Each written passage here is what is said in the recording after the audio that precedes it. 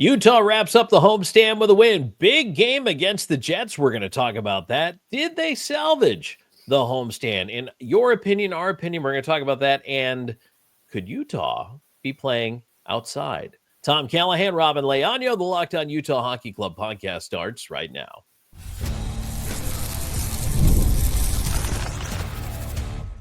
You are Locked On Utah Hockey Club, your daily podcast on the Utah Hockey Club, part of the Locked On Podcast Network, your team every day. Thanks for making us your first listen every single day when it comes to the Utah Hockey Club. I am former NHL voice Tom Callahan, joined by longtime team analyst Robyn Leaño, and together we talk about the Utah Hockey Club right here on this podcast. Hit the like, hit the subscribe, hit the bell for notifications if you're on YouTube. Follow along for the ride because it's been a fun inaugural season so far. Robyn, to put it lightly, the ups and the downs. This homestand had a lot of those just within a 7-game stretch, but they end with a big win against the Jets. And we're also going to talk a little bit later on about the possibility of Utah maybe even playing an outdoor game. And there's some encouraging signs. We'll tell you what they are.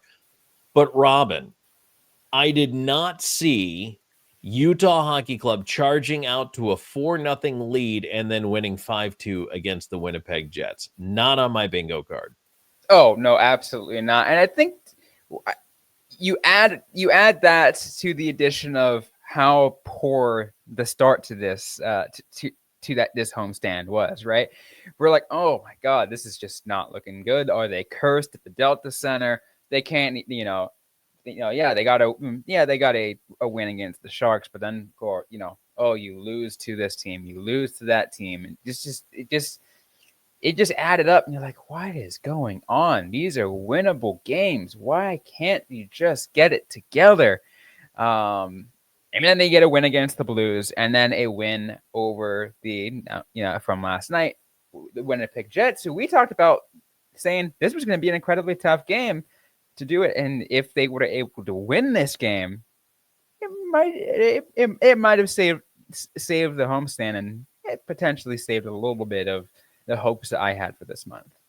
I don't want to say Utah made it look easy because they made it look easy for 2 periods, but then all of a sudden in the third, the Jets woke up. Mm-hmm. And I went, uh-oh, here comes I was scared for a minute. I was scared for a minute because we have seen Utah fall asleep for long enough to blow like a 4-goal lead. I was concerned, but they managed to just figure out a way to stem the bleeding, and they were able to then end up scoring an empty netter for the 5-2 final. A lot of good things came out of this game. And Robyn, I'm actually just real quick, I'm going to throw up my keys that we gave in the last episode because let's look at this. They got to the net and they had some great passing plays. They scored a lot of goals down low, but they grounded the Jets power play. Winnipeg didn't have a single power play in this game. That is a rarity. But Robyn, I love that they not only do they listen to the show, they play it in the locker room at morning skate so they can catch our keys to the game. And that's exactly what they did. They stayed out of the box. 0 power plays for the Jets. League's best power play just didn't have a chance. And here's the thing too. And I'll even add a little bit of some of the keys I got when you talk. And I'm going to reference some of your keys as well, as when you talked about getting to the net, right? Remember what my response was, Tom? I said, use that power forward, use your physicality, get up front, and use the skill, use some of the speed you did there. And that's what this Utah team did. 2 of their goals were tic-tac-toe style goals, right? Super quick, right in front of Callahan Hellebuck. It's really hard to save those kind. But also just to see them use their body to get up front into that low slot area right up front. Those are the better opportunities to get. Is this team going to get there all the time? No. That you and I were kind of talking. It's like, not a fan of them trying to force them way up that up close too much, but it worked in this case. It did, and you know what? I think they did a nice job because that's the key to beating Hellebuck is you've got to either get him moving or get him guessing. Take his eyes away, do something. You've got to change it up, because if he sees a shot and it's coming at him, 99 out of 100, he's going to stop it.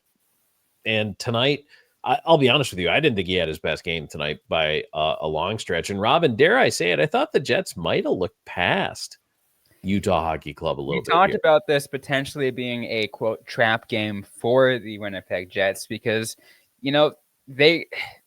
it seems well documented so far that the Utah Hockey Club has had its difficulties at home, that they can't win, some of those tougher games at home, or even some of the easy games they should win at home. Save for a couple of ones that they did win.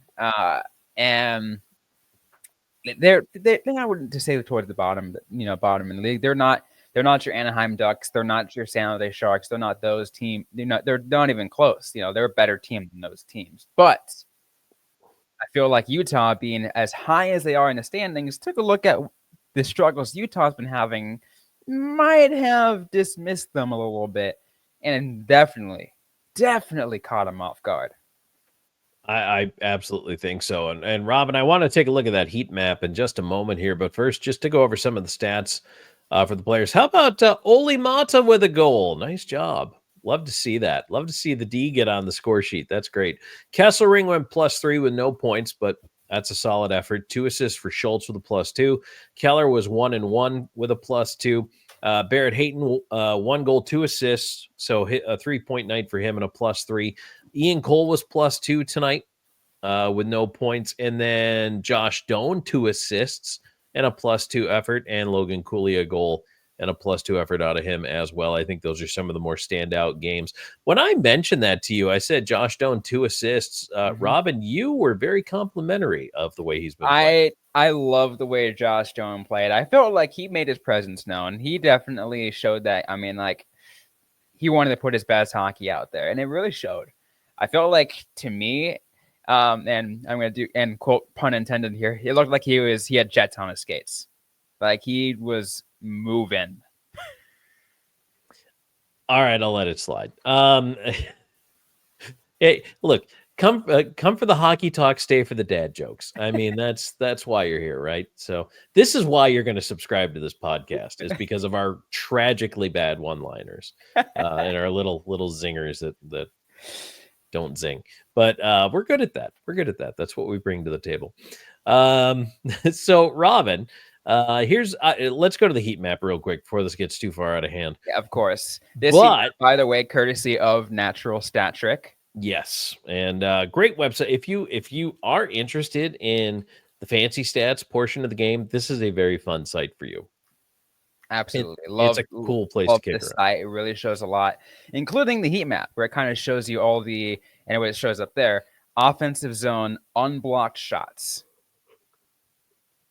So, Robyn, explain. I mean, that makes a lot of sense. By the way, all situations. But what does this mean? So if you're a casual hockey fan, you're looking at this, you're like, okay, I see the different colors and stuff, but what does this really mean? Yeah, I mean, it shows to, and it kind of really even gives you the idea on the bottom where it shows the attempts and whatever. So when you're, first of all, as I mentioned, it says unblocked shot. So what that means, firstly, is if it gets past the defenseman and gets towards the net, even if it misses, it counts as a shot, and they're putting it on that map. Where you see all the colors is where a shot attempt was made, an unblocked shot attempt was made. The darker it gets to more that red color, that's where we're seeing a higher concentration of shots. So those greens, the outer rim greens, they didn't see them as much. You see yellow, maybe about like 2, maybe 3 shots. Then we get to the orange and the reds, and that's when it's like 3.5, 4, maybe 5 shot attempts in those areas. And the same thing we see for Winnipeg as well. They were shooting for the high slot. What I like about this, and by the way, I'll try to explain this as best as I can for those of you listening and not watching. But Robyn, I have what I call the cone of fire. If you took a line from the goalpost and you draw it out to the face-off dot outside the blue line, okay, not the one in the zone in the circle, but draw a line from that same side post to that same side dot, do it from both goalposts. It goes out in kind of a V shape, forms a cone. I call that the cone of fire. If you are shooting from inside the cone of fire, you have a high percentage quality shot on net. All 4 of the listed goals here for Utah Hockey Club. And these, by the way, that's not the empty netter, but the 4 that are in the offensive zone scored by Utah, I think that says everything it needs to say for me. They're all in the cone of fire. Yeah, and I think that's kind of what you want to hope for, right? You want to see you want to see the higher concentration of attempts in that area too. Take a look on Utah, and again, if you are listening to this, you're not going to be able to see this as much, so we can try to explain it to you. But from what appears to be that the right hand, the right hand offensive side for Utah, right in that face-off circle, right outside the dot, like right, right to the left of that dot is where you see the most of the shot attempts been made. My assumption here, Tom. These guys saw the film. They know where to take the majority of their shot attempts. And again, talking about getting Hellebuck moving and trying to get him coming over, and they did that. They scored off the rush, a couple of really nice goals. Mm-hmm. As you mentioned, tic-tac-toe passing looked really good, really sharp. The other thing that I loved, Robyn, about this game before we just kind of leave that behind, and then we're going to talk about the homestand as a whole. The first period, I considered a scoreless draw a good thing, because Winnipeg didn't get a lot going in the shots on goal department. Mm-hmm. They stifled them, I thought, really well. Now, by the end of the period, Winnipeg got up to 11 shots and Utah 10. So it got to break itself open a little bit, but I thought it was 2 teams that were playing cautiously. 2 teams that didn't really seem to want to stick their necks out early. But I liked that for Utah, because it meant they were just kind of letting the Jets just kind of hang on to the puck a little bit, but they weren't giving them a lot of shots. They weren't giving them a lot of opportunities. I like that kind of style against Winnipeg. Almost lull them to sleep, and then all of a sudden you strike, boom, boom, boom. And that second period was great. Yeah, that's what we needed. Again, after a scoreless first period, and you come out in the second period after, I think all of it started to occur right after, the captain goes down, Keller goes down with a puck to the face. We can mention that a little bit more later. We got some, other extra stats that we're going to put out. We're up against a break here, but the point being made here, Tom, is that all of that happened after that. Maybe there was a little fire lit there. It's like, oh, you know what? Captain's out for a little bit. Let's kick it into high gear here. A little bit more play for the captain.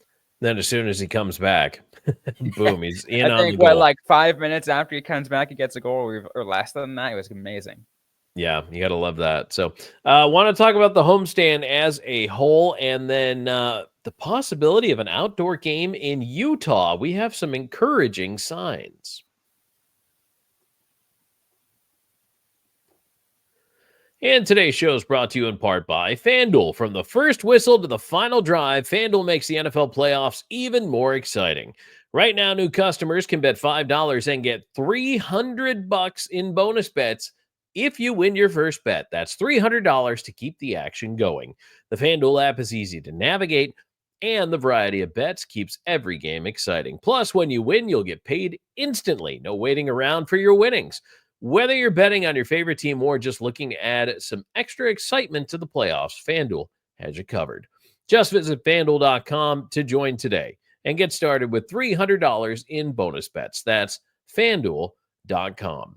Make this playoff season unforgettable with FanDuel, an official sportsbook partner of the NFL.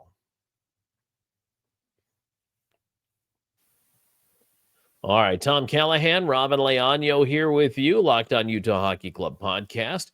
Thank you for being here with us, and feel free to go ahead and hit that like and that subscribe button. We appreciate that, and we thank our sponsor of today's show, FanDuel, bringing you this show here, Robyn, as we look back at the homestand for Utah Hockey Club. Briefly in review, starts off with a 4-1 loss to the Panthers. It was really a 2-1 game with a couple empty netters. I actually like that game. Then they beat the Sharks, so they're 1-1. But then they dropped 3 in a row. 2-1 to the Islanders, 5-3 to the Canadians, 5-3 to the Rangers. They beat the Blues, a really good effort, especially out of Clayton Keller. 4-point night for him, 4-2 win there. And then tonight, I think maybe the most impressive victory of the homestand, beating the Jets 5-2 the way they did. So at the end of it all, they pick up 3 wins in 7 games, 3-4. Did winning the last 2, in your mind, make this a salvaged homestand? I'm gonna say yes. I think for 2 reasons, and I think these 2 are.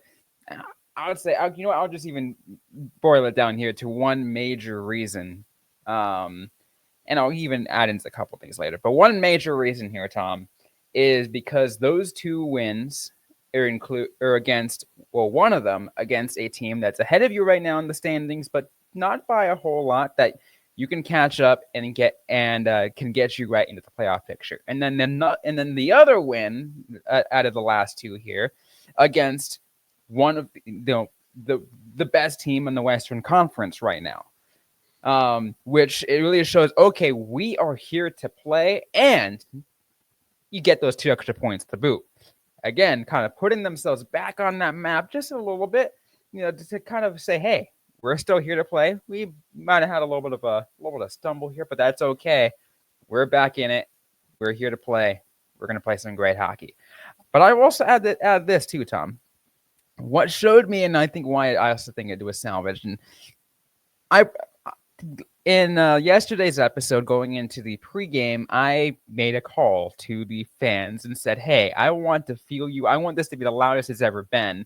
And it already has. After the Blues game, that was a loud one. Even the last, about a game or 2 prior, those were great. If the atmosphere was great at Delta Center, it's always been good. But I wanted phenomenal. I wasn't there. I was in the comfort of my own home, but like hearing it on the TV with the TV on, I could feel it. That's what I want. I wanted a little bit more of that. I wanted to feel it, and I did. You guys that were listening, if you were at the game, you succeeded to my challenge. And you're excited about this. I could tell. I could am. tell you're fired up. And I don't blame you. I mean, this is it still is a big moment in this franchise's history right now to beat a top team like the Jets. I am a little disappointed with the homestand because, Robyn, I think, honestly, looking back at it, they could have beaten the Islanders, Canadians, and Rangers. Mm-hmm. All of a sudden, that's 6-1 if they do that. And that would have put and they them let those right points back. go. Those wins could have been the difference between them being right in that wild card spot versus being outside the spot. And you're wondering, Utah Hockey Club fan, what does that 6 points mean? Let me tell you. As of the conclusion of Sunday night's games, Utah Hockey Club 47 points in 46 games. Blues 50 points in 48 games. So there's 2 games in hand for Utah there. Canucks 50 points. Calgary Flames 51 points. Why is Calgary significant? Robyn, that is the final wild card team. If Utah Hockey Club had picked up those 3 wins, they would have 53 points. And guess what? Would be the last spot in the wild card right now. Again, it makes that much of the extra difference. And I think that's kind of why, yes, it is a little bit that as a whole, it was disappointing. I felt like, and I will still stand by my point, the end there at least made me feel hope. It's like, okay, let's hope that they can keep up this momentum. They can keep going because I want more from them. Now I know this. Now we know. Again, I've probably done this a number of times. Now we know that they can do that at home. Let's do more. Let's run it back. Yeah. And you know what, Robyn? From here, 2 days off, and not that they won't practice or anything, but 2 non-game days. And then they will, Wednesday, fly to Minnesota for that game, Thursday at 6 p.m.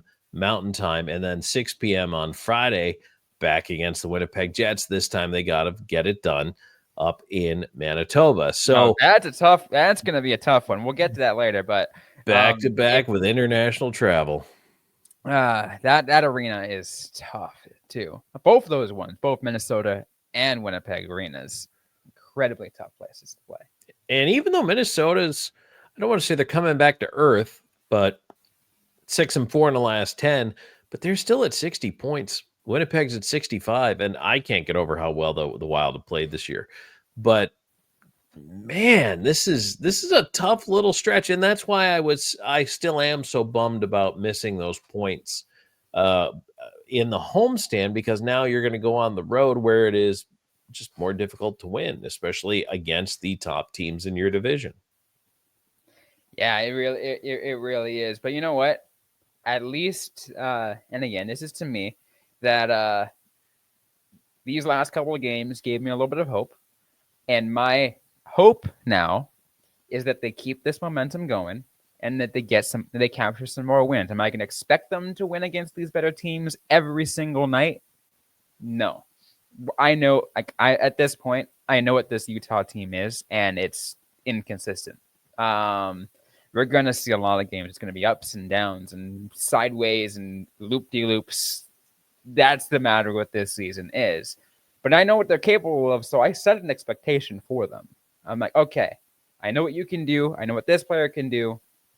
Let's see how well they can sustain it, for how long they can sustain it. And can they rise up to the challenge and even just be competitive? Like, maybe see if they can eke out an extra point against these better teams. I'm not going to expect to win every day, but can they get it to OT? That's fair. So, Robyn, we still have our 3 stars to get to. Want to get to those and talk a little bit more about that. We'll go back and kind of go over the numbers from the game recap, but also I found something I thought was particularly interesting when it comes to the potential for some outdoor NHL hockey in Utah. We'll talk about that next.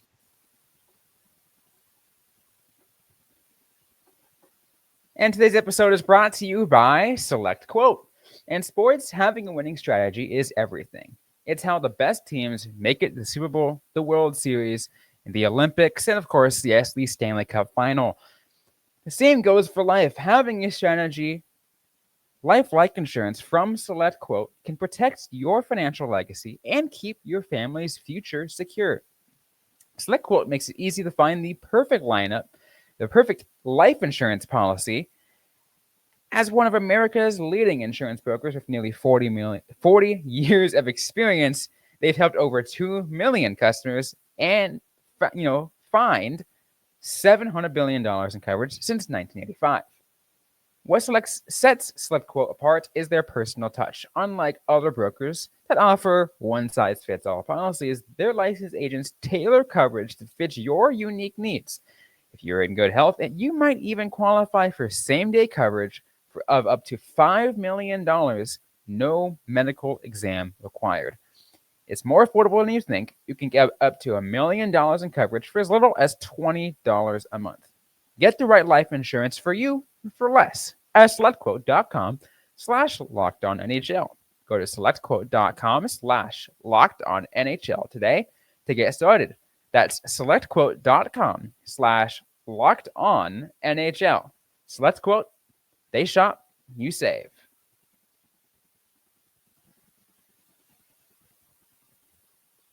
Okay, so as we come back here into this final segment of the Locked On Utah Hockey Club podcast, thanks again for being here with us.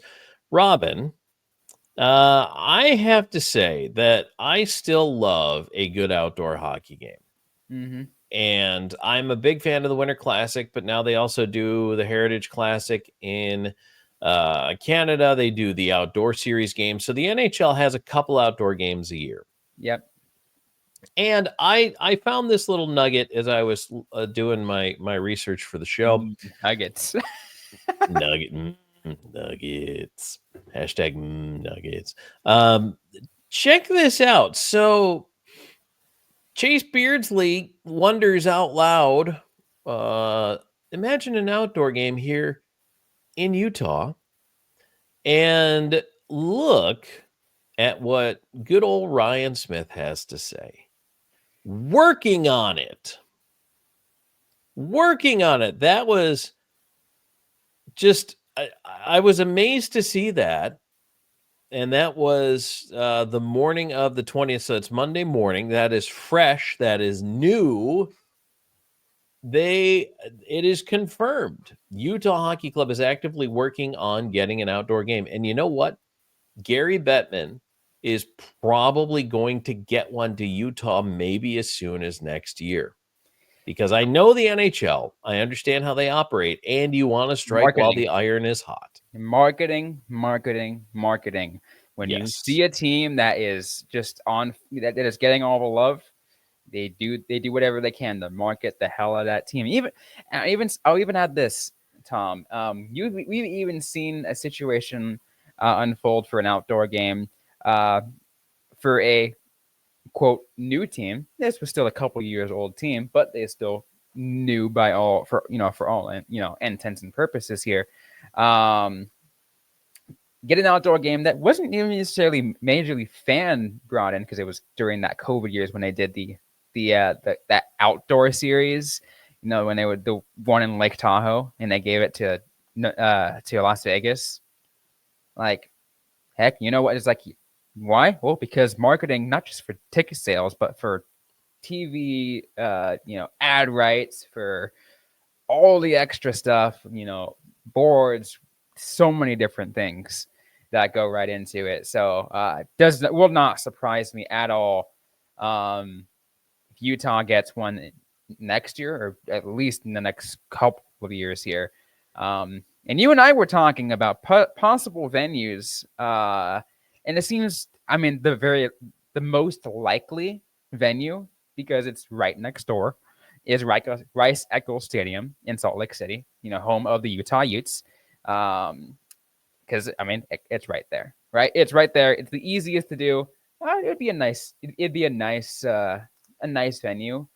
But I did run this by you, Tom, on what you thought about it. It's like, imagine the BYU stadium, and forgive me, I don't know the name of that stadium. I had it in my head. It just kind of slipping past me, Tom. But imagine the Winter Classic there, especially because where it is, I think the backdrop for there would be absolutely like chef's kiss phenomenal.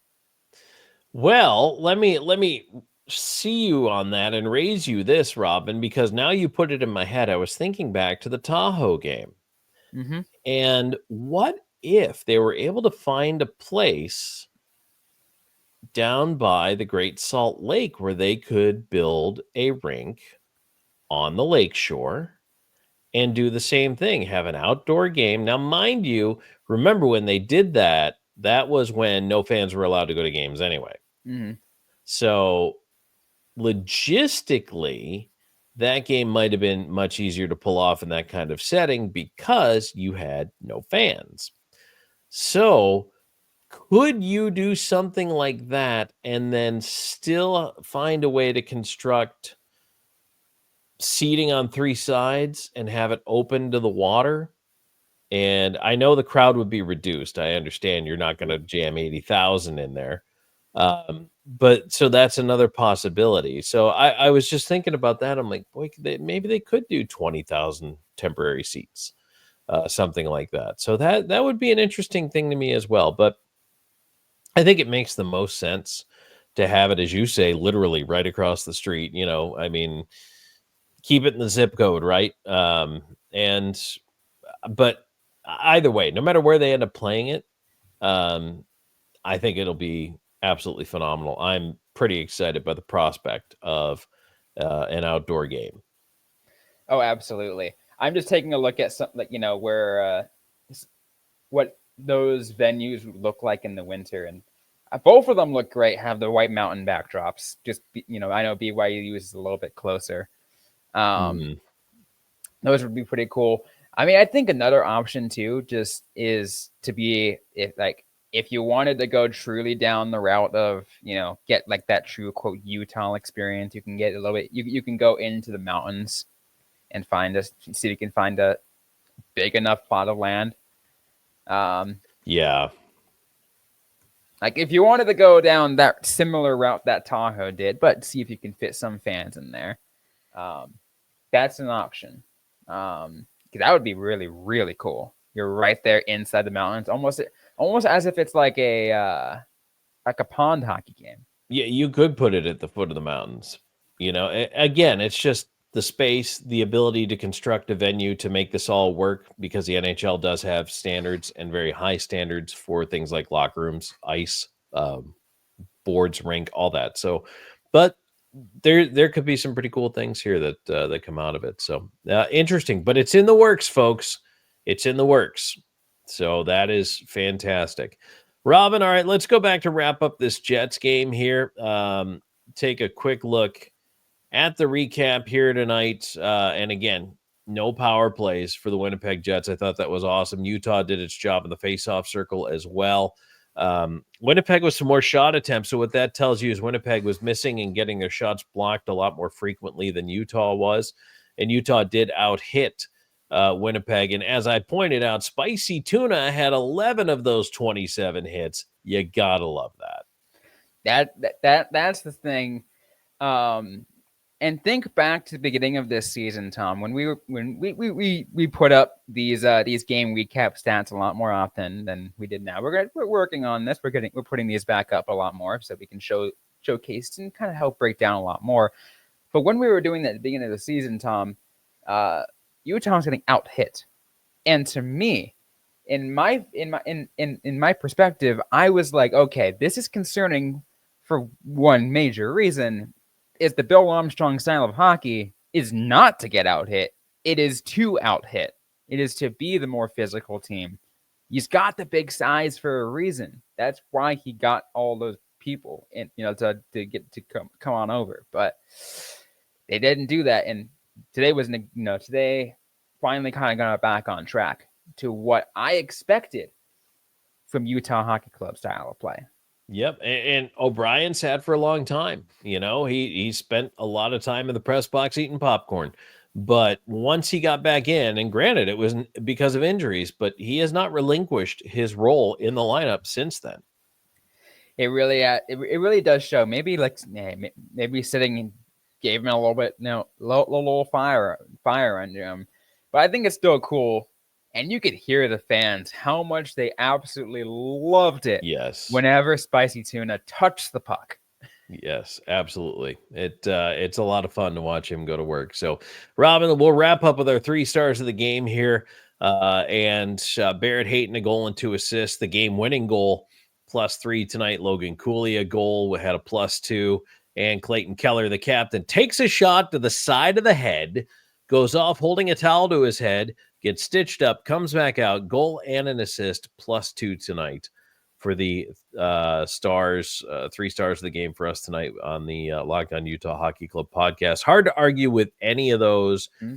And when those guys are going, especially Keller, and I thought it was, I don't want to say an inspirational return, but maybe a motivational return when he came back out so quickly after getting hit in the side of the head on a shot from his own guy. And being able to move back out there. And then all of a sudden, next thing you know, Utah's putting the puck in the net. And whenever a puck hits somewhere that's not as protected, they hurt, especially when they're going fast. Yeah. And I'll tell you this, Tom, even in my league, I got hit in the pads, right? In my breezers. By the way, those that don't play, my breezers, my pants, right? I got hit right there. The spot that wasn't as well padded. And this guy that hits me, he's got a heavy shot. I wake up the next morning, in the next couple of days, almost a whole week, I have this bruise right there on my thigh, and I'm like, oh my god, that's the worst. That is the worst. But it does. So when face, even worse. I wear a full face mask for a reason. As a goaltender, Robyn, and someone who started in the era before the pads are the way they are now with the over-the-knee guards and everything that really helps take those injuries down, when you went down, sometimes you would take a puck in the kneecap, right to the top of the kneecap. That was the worst feeling. No, thank you. I never want to have that happen again. So when you see a guy get hit in the face, I cringe. Oh, that's the worst, especially when it's friendly fire. I'm going full protection in my upper body as much as I can. I've got I don't necessarily heavy shoulder pads, but enough to cover me. I now officially took me a long time enough. I got a neck guard, which is coming very, very important nowadays. And a full face mask with like a hybrid visor. So it's got a visor up in my where my eye cuts are, but then from my nose down, it's a metal cage because don't want to take a risk. Don't want to see you take a stick to the chops, Robyn. Don't want to see it. Nope. Like last thing I want is to show up one day on the Utah Hockey Club podcast with a missing tooth. Or a face that's swole out to here, and no, you don't want any of that. You don't want any of that. No, so. I don't think anyone wants to see that. No, absolutely not. No one wants to see that. So, all right, but I'll tell you what they do want to see, Robyn. They want to see the Utah Hockey Club keep the winning ways going here. So 2 in a row, and maybe Thursday night they can make it a win streak. Yeah, maybe. I mean, at least they got a little time to relax a little bit. Like celebrate the win, not too much. You want to make sure you're back on your game as soon as you can for Minnesota and for Winnipeg again, because you got to be ready. Got to be ready for some tough matchups. Get the practice in. Do what you can. Well, for those that need all the updates, you know where to find us. Well, yes, and you can find Robyn at Robyn_Leaño on X/Twitter and on Blue Sky at Robyn Ice Time. I'm pretty much exclusively on Blue Sky. I still check my Twitter, but I'm at Tom Talks over there, so feel free to find us there. And Robyn, you can also find the show's main account on, well, pretty much everywhere these days. Mm-hmm. Pretty much everywhere. It's on X, Instagram, and Threads. It is at LO_NHL Utah. And on Blue Sky and on TikTok at Locked On Utah Hockey. All right. Well, Robyn, any final thoughts here? No, I just great last couple of wins to end the homestand. Felt like it's really important. Much needed wins. Just keep the momentum going. Let's see how they can get back to that wild card spot. Absolutely. All right. Well, once again, thanks for making us your first listen every single day when it comes to the Locked On Utah Hockey Club podcast. We appreciate you being here. For Robyn Leaño, I'm Tom Callahan. We'll talk to you next time.